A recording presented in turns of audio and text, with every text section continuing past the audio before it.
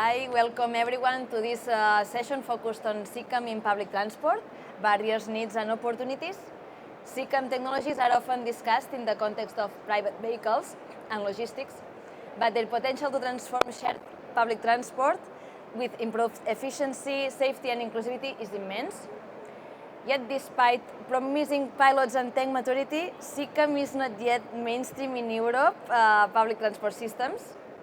Why is that? What is still missing?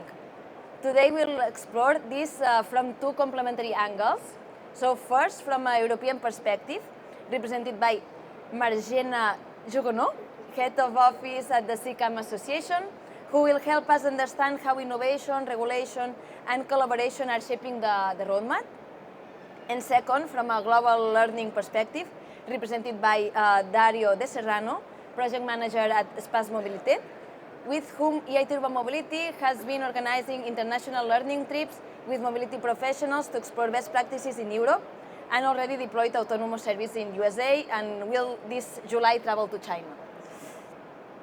So thank you both for joining us today, and thank you for also joining us today. Please take a seat. So my first question to you would be, from your experience, what are the main barriers currently slowing down CCAM adoption in public transport? So Marjena, if you want to start. Okay, thank you. So as you mentioned, I represent the CCAM Association. We are in the partnership with the European Commission under Horizon Europe. We do a lot of research. We have some projects running also on CCAM in urban context, like Ultimo or Metacase.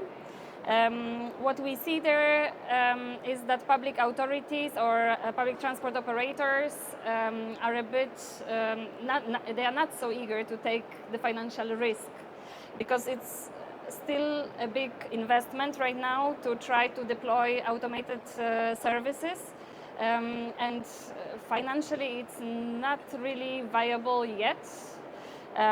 So definitely there are the tight budgets, that's one thing. Then we have as well in Europe the fragmented regulation. So you could potentially deploy something in one of the countries, and it's not always feasible to do the same in the other one. So again, scalability is questionable at the moment. And the last aspect I would like to highlight here is as well the public trust. The solutions have to be trustworthy, and people also need to feel secure, especially if we are talking about some services running in the late evening hours and so on. If it's without a driver, people might feel a little less safe. Yes, part of my answer are linked to what we just heard. So of course, technology is still a barrier, and actually what we were saying 5 years ago is still applicable today, which is a pity, but technology is still not here yet. At least European technology is still not here yet, although Chinese and American technologies are entering the market, and we hope it could move things forward. And the legislational aspects are still to be sorted out, which is ongoing. It's getting better. Switzerland is quite good in this, but it doesn't help doing large-scale projects. In terms of business development, I think we have a lot of small, scattered European projects building this kind of services, but we're still looking into two small-scale projects to actually be able to build real services for the citizens. Yeah. So thank you. Maybe for the next call now of Horizon Europe, there will be like more large demonstrations, right? Let's see also with European technology, or how European technology is developed, and we can have soon also these pilots converted into services. So last week we were also talking about how to do business, how should be these business models for the public transport, how or the cost of the vehicles, no? How should be the cost of the vehicles in order that they could deploy it. May I add to that? Sure. You just mentioned large-scale demonstration. True, we will have in the end of Horizon Europe a large-scale demonstration call for project, and there we plan much more focus on integration into services, not just the technological development. But I was attending one of the sessions today where my colleague said we need long-term deployment and not only large-scale. Actually thinking about long-term planning and trying to include CCAM into longer-term services. That's what we need. Yes. So related to that, maybe this is like the most interesting or the most facing need for the operators. But my next question would be, what are the needs of cities and our operators looking to deploy autonomous vehicles in public transport? I think you already mentioned let's say the strongest one, but I don't know if you want to. Yeah, so clear legislation, better technology, bigger vehicles, faster, so actually everything that would be needed to get those vehicles on the road. The main difficulty, or one of the difficulties, is also that those tech providers, they focus on robotaxis because that's where they can get money. They don't care about public transport, and they're really clear about that. So companies like Waymo, Pony.ai, they say we do robotaxi because we need to get money out of it. So thinking that those tech providers are willing to work on public transport vehicles is wishful thinking, because that's not what they're aiming at. So we really have to be strong in terms of procurement procedures to make sure those tech providers do switch towards bigger vehicles made for public transport, which is not the case yet. But maybe this is the European strategy, right? Yeah. Yes. It looks like in Europe we have a little different focus. We really try to have CCAM for people, and we see potential in integrating it with the public transport as a feeding service and so on. I think we will talk about that as well. But indeed, something interoperable that you can integrate into the existing public transport, and with a long-term vision or long-term plan. That's what is needed. But I also see for cities and operators there is a need of kind of reskilling or a bit of training on what is out there, what is possible, as well to draft those procurement calls in a way that we can actually use the newest technology already. Yeah. So, continuing with you, Marcina, where do you see the most promising opportunities for CCAM in public transport? Let's say maybe accessibility, maybe demand responsive transport, something about, we were also talking last week about the needs of drivers, so that the shortage of drivers, right? Operational cost savings in the future, maybe, because now, of course, the vehicle is still expensive. Yeah, what we see as opportunities is, for instance, this rural or peri-urban accessibility indeed. So not the dense city center, but rather feeding service.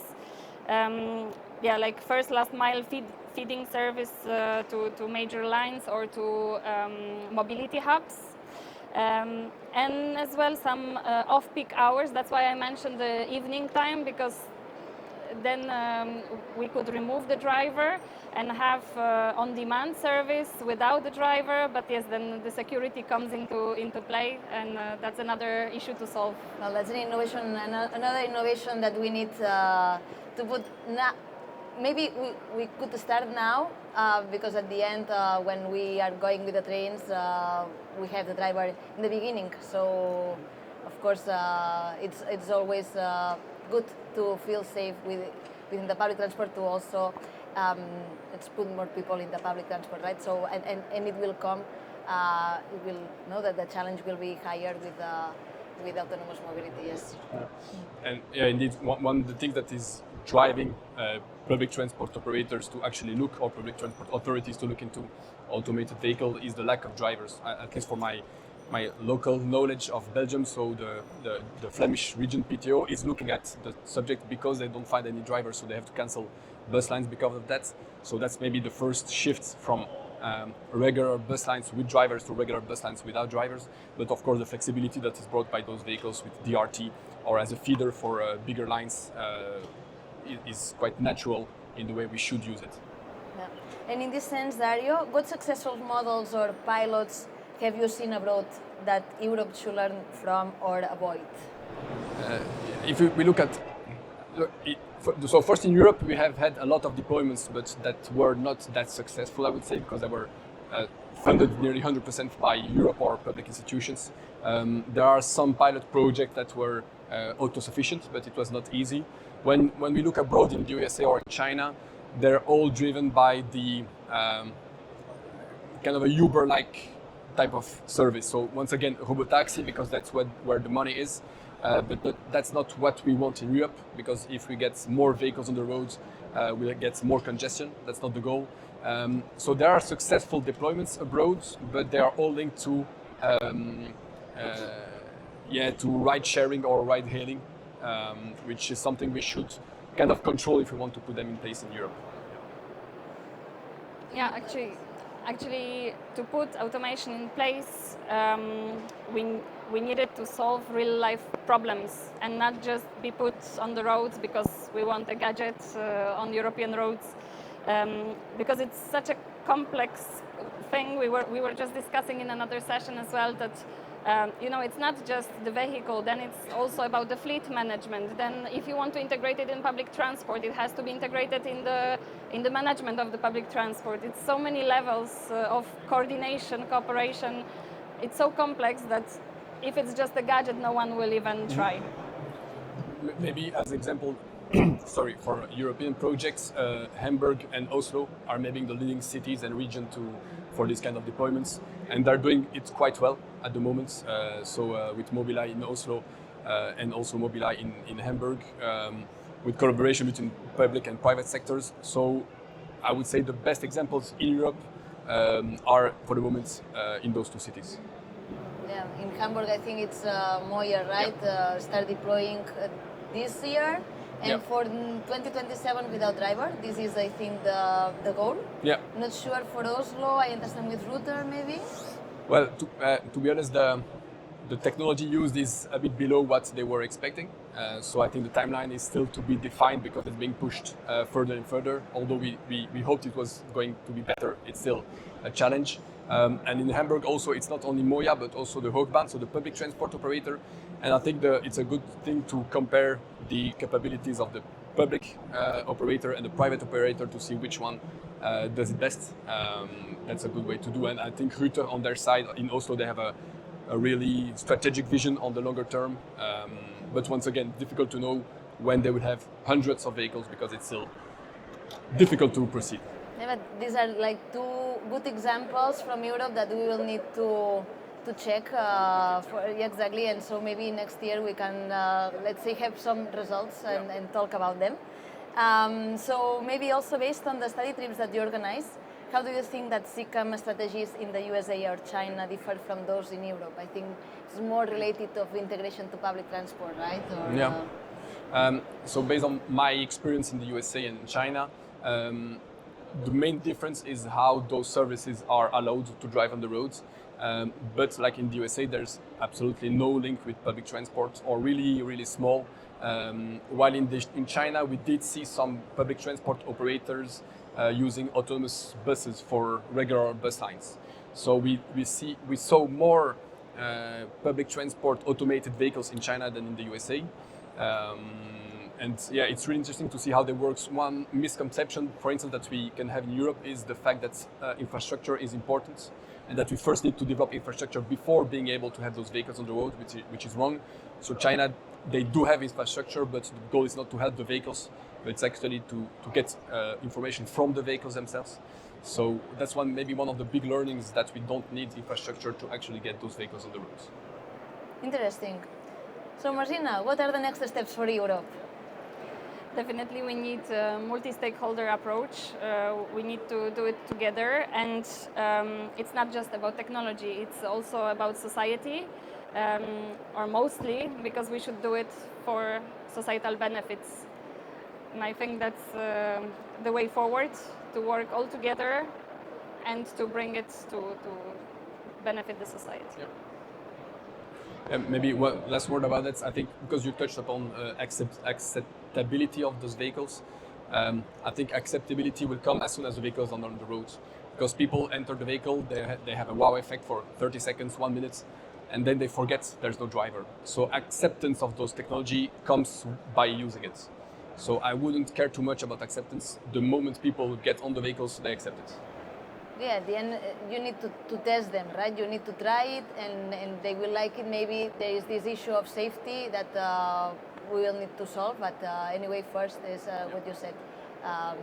So I'm not sure if anybody from the audience would like to do any question. So everything was clear. No questions? So thank you very much for coming today. Thanks. And for this interesting discussion. Yeah.